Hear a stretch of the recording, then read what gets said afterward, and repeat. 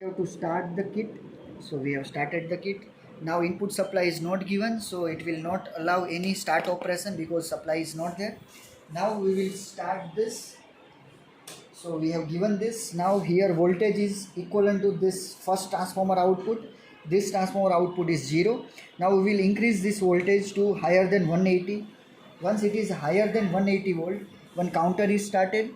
So under voltage it comes out after this counter gets 0. Now it is out from the under voltage event. Now still this load is not connected. We can see that load voltage is 0.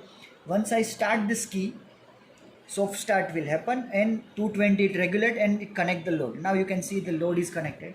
Now what we will see in this video is the over voltage cutoff operation of this kit.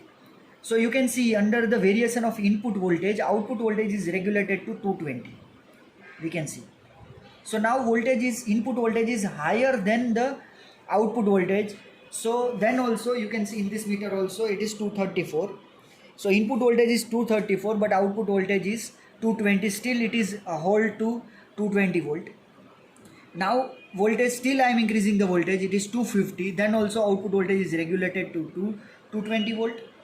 So now if voltage is increasing more than 260 and you can see that system is stopped, load is disconnected, now over voltage event is happened. So load is disconnected because of the over voltage event. Now if I see here at input 265 volt is there. If I reduce this voltage to less than some value, after that again some time hysteresis happen and system get ready to start. Now I am reducing the voltage, you can see the number 260. So now when it reach to some value, that is 250, you can see counter is started. Now counter is decreasing. Once counter reach to 0 value, over voltage event is disabled, fault is disabled, soft start is started. Once soft start is completed, then you can see the voltage again is 220 volt and this input voltage is still higher than 230.